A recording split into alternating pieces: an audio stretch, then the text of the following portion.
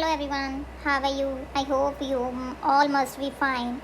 Today I will talk about Indus Valley Civilization. Sindh घाटी की सभ्यता के बारे में आज हम लोग बात करेंगे। इसको किन लोगों ने डिस्कवर किया, यहाँ के लोगों की कैसे लाइफस्टाइल था और क्या रीज़न रहे कि इस सभ्यता का अंत हो गया। तो आज हम लोग इन सभी बातों के बारे में बात करेंगे।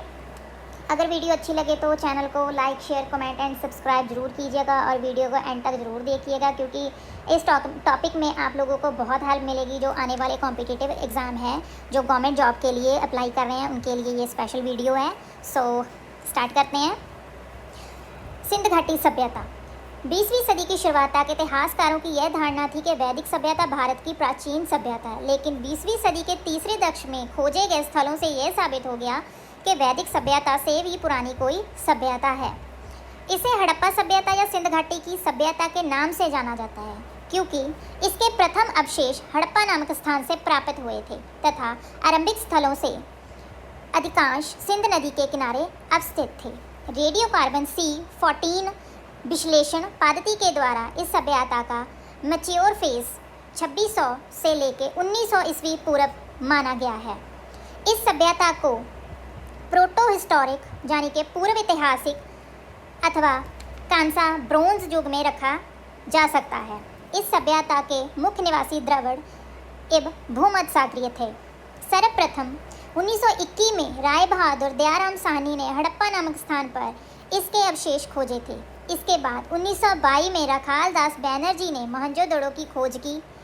इनकी खोजों के आधार पर 1924 में भारतीय पुरातात्विक सर्वेक्षण के डायरेक्टर जनरल जॉन मार्शल ने पूरे विश्व के समक्ष सिंध घाटी में एक नवीन सभ्यता की खोज की घोषणा की। इस सभ्यता का विस्तार पंजाब, सिंध, बलूचिस्तान, गुजरात, राजस्थान, जम्मू और पश्चिमी उत्तर प्रदेश तक था।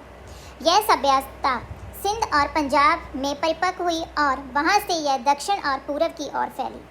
इसका क्षेत्रफल मिस्र तथा मेसोपोटामिया की सभ्यताओं से बड़ा था। उत्तर में मादा, दक्षिण में दाइमाबाद, पश्चिम में मकरान समुद्र तट, पूर्व में आलमगीरपुर इस सभ्यता की बाउंड्रीज थी। आप स्क्रीन पे देख सकते हैं कि सिंध सभ्यता के महत्वपूर्ण उत्खनन स्थल किसने कब इन स्थलों को खोजा, और मैप में आपको इसके स्थल दिख रहे होंगे। इस सभ्यता की महत्वपूर्ण विशेषता नगर योजना थी। यहाँ पर नगरों में सड़कें व मकान विधिवत बनाए गए थे। यहाँ पर पकाई हुई ईंटों का प्रयोग किया जाता था। सड़कें सीधी थी। यहाँ पर जल निकास प्रणाली एक महत्वपूर्ण विशेषता मानी गई थी। सड़कें और गलियों को लगभग एक ग्रिड पद्धति यानी कि जालनुमा में बनाया गया था, और जो एक दूसरे को समकोण पर काटती थी। ऐसा प्रतीत होता है कि पहले नालियों के साथ गलियों को बनाया गया था। नालियाँ ईंटों या फिर पत्थरों से ढकी होती थी।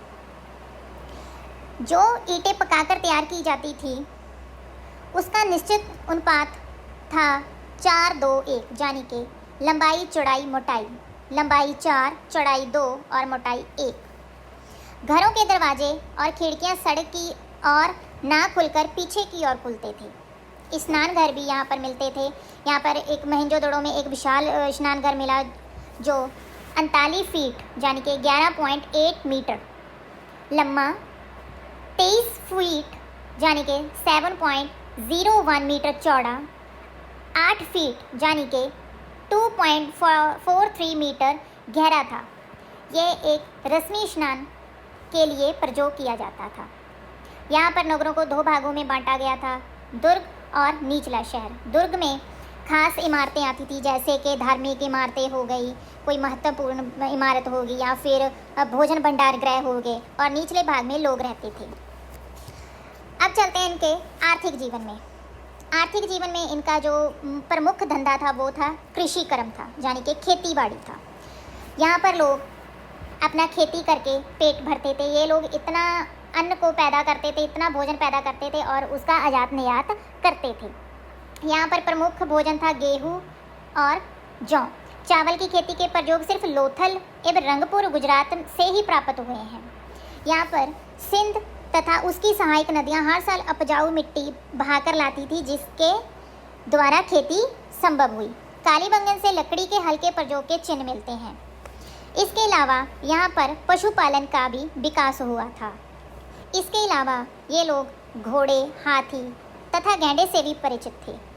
सूती वस्त्रों के अवशेषों से ज्ञात होता है कि यहाँ के निवासी कपास यानी कि कॉटन उगाना भी जानते थे। विश्व में सर्वप्रथम यहीं के निवासियों ने कपास की खेती प्रारंभ की थी।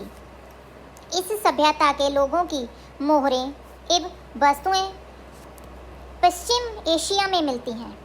हड़प्पाई लोग व्यापार में धातु के सिक्कों का प्रयोग नहीं करते थे, ये आदान प्रदान वस्तुओं का ही करते थे। आधुनिक दक्षिणी इराक के लेखों से ज्ञात होता है कि उन नगरों के व्यापारी मेलूहा के व्यापारियों के साथ वस्तु का ही आदान प्रदान करते थे। अंतर क्षेत्रीय व्यापार राजस्थान, सौराष्ट्र, महाराष्ट्र, दक्षिण भारत, पश्चिम उत्तर प्रदेश तथा बिहार के भागों के साथ होता था। आयात की मुख्य चीज़ें थी धातु जैसे सोना, तांबा, कीमती पत्थर जैसे फिरोज़ा, जामनी, गोमेद तथा शंख, ये सब का आयात होता था। सिंधु सभ्यता के लोग यातायात के रूप में 2 पहिए या फिर 4 पहियों वाली बैलगाड़ी अथवा भैंसा गाड़ी का उपयोग करते थे। अब बात करते हैं इनके शिल्प तथा उद्योग धंधे। कृषि तथा पशुपालन के अतिरिक्त यहाँ के निवासी शिल्पों तथा उद्योग धंधे में भी रुचि लेते थे। यहाँ के निवासी धातु निर्माण उद्योग, आभूषण यानी के गहने निर्माण उद्योग, बर्तन निर्माण उद्योग, औजार निर्माण उद्योग में से परिचित थे। भारत में चांदी सर्वप्रथम यानी के सबसे पहले सिंधु सभ्यता में पाई गई थी। खुदाई में प्राप्त कताई बुनाई के उपकरण जैसे तकली, सुई आदि से पता चलता है कि कपड़ा बुनना एक प्रमुख उद्योग था। घुमियार के चाक का खूब प्रचलन था।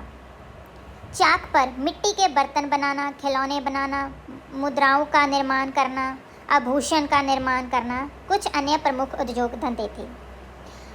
बालाकोट यानी कि बलूचिस्तान, लोथल एवं चुहंजोदड़ो सीप एवं चूड़ी निर्माण के केंद्र थे। लोथल एवं चुहंजोदड़ो में कार्नेलियन मन के यानी कि बीड्स बनाए जाते थे। इनका निर्यात किया जाता था। हाथी दांत का काम तुलनात्मक रूप में कम होता था। इससे कंगे, बेलन, छोटी छड़ी तथा पिन बनाए जाते थे। अब बात करते हैं इनके सामाजिक जीवन के बारे में। संदर्भ निवासियों का सामाजिक जीवन सुखी तथा सुविधापूर्ण था। वह सामाजिक व्यवस्थाओं का मुख्य आधार परिवार था। समाज कित्ते के आधार पर अनेक वर्गों में विभाजित था यानी कि बांटा हुआ था। पुरोहित, व्यापारी, शिल्पकार और श्रमिक। हड़प्पा की खुदाई में अत्यंत विशाल तथा लघु मकान आसपास स्थित मिलते हैं, जो इस बात का प्रमाण है कि समाज में गरीब और अमीर का भेदभाव नहीं था। शाकाहारी और मांसाहारी दोनों प्रकार के भोजन ये लोग करते थे। गेहूं, जौ, चावल, तिल तथा दाल आदि उनके प्रमुख भोजन थे। सोने, चांदी, हाथी दांत, तांबे एवं सीप के निम्रित आभूषण यानी के गहने जैसे कंठहार, कर्णफूल, हंसूली, भुजबंद तथा कड़ा आदि का प्रचलन स्त्री और पुरुष समान रूप से पहनते थे। सैंदर निवासी आमोद प्रमोद के प्रेमी थे। मछली पकड़ना तथा चिड़ियों का शिकार करना नियमित क्रियाकलाप था। मिट्टी के अतिरिक्त सोने, चांदी, तांबे से निर्मित बर्तनों का प्रयोग होता था। अब बात करते हैं इनके धार्मिक जीवन के बारे में। सिंधु संस्कृति में देवी माता के संप्रदाय प्रमुख स्थान थे। देवी माँ की तरह देवी की पूजा में बलिदान की परंपरा थी। यहाँ पर पशुपति, लिंग, योनि, रूप और पशुओं की पूजा की जाती थी। यह लोग भूत प्रेत, अंधविश्वास, जादू टूना पर भी विश्वास करते थे। हड़प्पा से पक्की मिट्टी की स्त्री मूर्तियाँ भारी संख्या में मिलती हैं। हड़प्पा काल में पशु पूजा का भी प्रचलन था। वृक्ष पूजा भी प्रचलित थी। ये लोग पीपल को बहुत पवित्र मानते थे। परंतु सिंधु सभ्यता में मंदिर के प्रमाण नहीं मिलते हैं। मृतकों को कब्रों में दफनाया जाता था। अब बात करते हैं राजनीतिक जीवन के बारे में। इस सभ्यता में राजनीतिक संगठन का स्पष्ट अभाव था। यहाँ अस्त्र शस्त्र का भी अभाव था। इन लोगों का ध्यान विजय की ओर उतना नहीं था जितना के व्यापार की ओर था। हड़प्पा का शासन संभव तौर पे व्यापारी वर्ग के हाथों में था। अब बात करते हैं इनकी लेखन कला की। दुर्भाग्यवश अभी तक सिंधु सभ्यता की लिपि को पढ़ा नहीं जा सकता।